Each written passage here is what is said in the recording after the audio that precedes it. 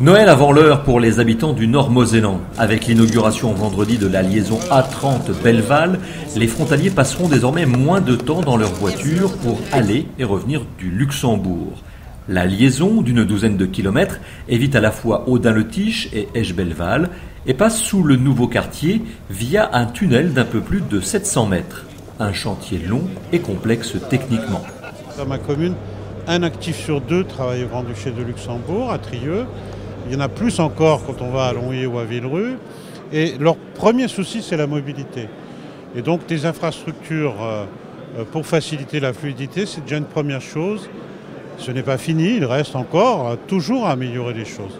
Et puis la deuxième émotion, c'est que c'est une liaison sur laquelle les Luxembourgeois ont y compris financé une partie des infrastructures en France. C'est une première. Avoir un pays qui finance à l'extérieur de ses frontières une infrastructure routière, ça ne se trouve pas fréquemment. Pour le financement, l'Europe, l'État français, les départements de la Moselle et de la Meurthe-et-Moselle et donc le Grand-Duché du Luxembourg ont mis la main à la poche.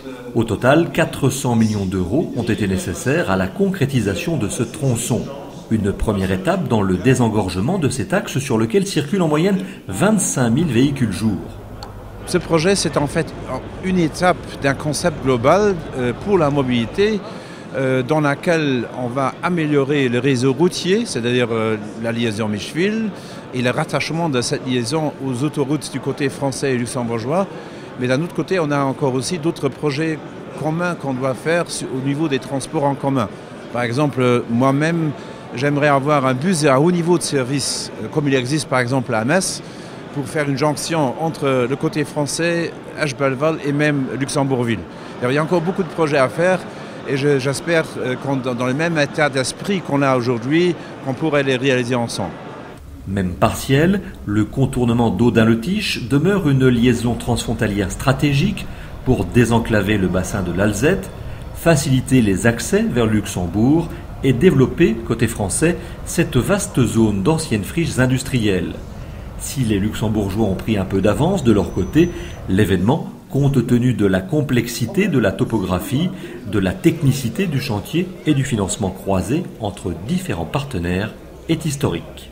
On est dans une démarche que j'ai qualifiée de significative et d'historique. C'est celle d'une relation entre deux territoires européens, le Luxembourg et la France, avec des habitants qui vivent à un endroit et qui travaillent à un autre endroit.